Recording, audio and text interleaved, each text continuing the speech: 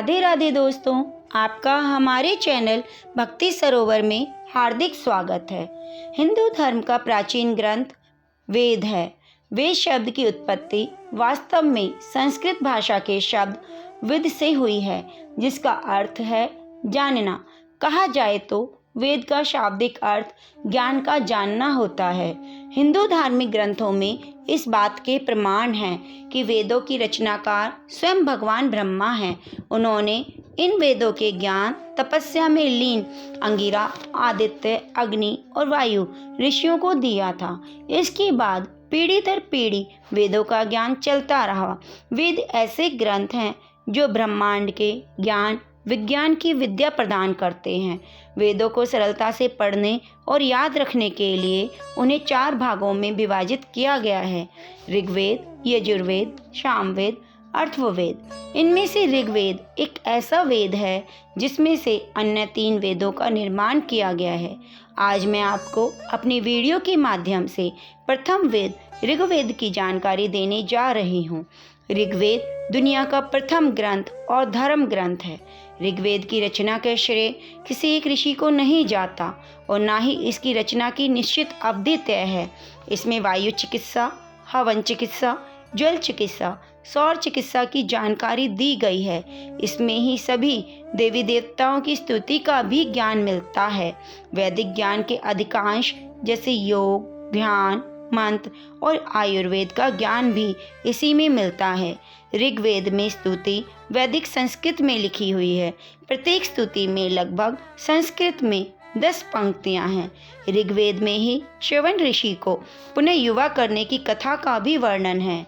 ऋग्वेद में 10 मंडल हैं, जिसके अंदर 1028 सूक्त हैं, 10,552 मंत्र हैं। 10वें मंडल में औषधि सूक्त दवाइयों का जिक्र मिलता है। आज जो हम वर्तमान में आयुर्वेद का प्रयोग करते हैं वह ऋग्वेद की ही देन है।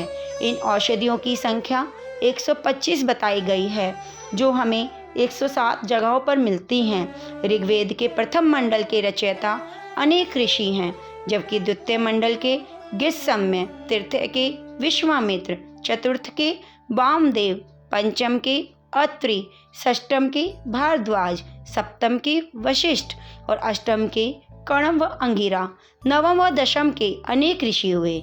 ऋग्वेद का उपवेद आयुर्वेद है। आयुर्वेद के कर्ता धन्वंतरि देव हैं। ऋग्वेद में प्रमुख देवता इंद्र को ही माना गया है। ऋग्वेद में ही मृत्यु निवारक महामृत्युंजय मंत्र लिखा हुआ है। विश्व विख्यात गायत्री मंत्र भी इसी में वर्णित है। लक्ष्मी सूक्त, हिरण्यगर्भ सूक्त और विवाह आदि के सूक्त भी ऋग्वेद में ही हैं। ऋग्वेद में 33 देवी देवताओं का उल्लेख है।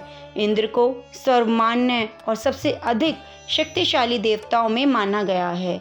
लगभग 25 नदियों का उल्लेख ऋग्वेद में ही है, जिनमें सिंधु नदी का वर्णन अधिक है। सर्वाधिक पवित्र नदी सरस्वती को माना गया है। गंगा का प्रयोग 1 बार हुआ है, यमुना का प्रयोग 3 बार और इस वेद में केवल हिमालय पर्वत और इसकी एक चोटी मुजवंत का उल्लेख हुआ है। ऋग्वेद में कृषि का उल्लेख 28 बार हुआ है। यहाँ पर गाय शब्द के लिए अहन्या शब्द का प्रयोग किया गया है। ऋग्वेद में ऐसी कन्याओं के उदाहरण भी मिलते हैं जो दीर्घकाल तक या आजीवन अविवाहित रहती थी। ऋग्वेद ज्ञान के अपार भंडार से भरा है, जिसके बारे में विस्तृत रूप से बताना संभव नहीं है। फिर भी दोस्तों, मैंने कोशिश की है कि आपको जो ज़रूरी बातें हैं उन्हें बताऊं। मैंने बहुत अध्ययन किया, उसके बाद कुछ विशेष बातें मैंने आपसे अपनी शेयर की हैं। ऋग्वेद में मौजूद वैदिक मंत्र मानव के कल्याण के लिए ही हैं। वैदिक ज्योतिषी भी वेदों का ही अंग है। प्यारे दोस्तों, आपको मेरे द्वारा दी गई जानकारी पसंद आई हो तो कृपया कर मेरे चैनल को सब्सक्राइब एंड शेयर करना ना भूलें। धन्यवाद।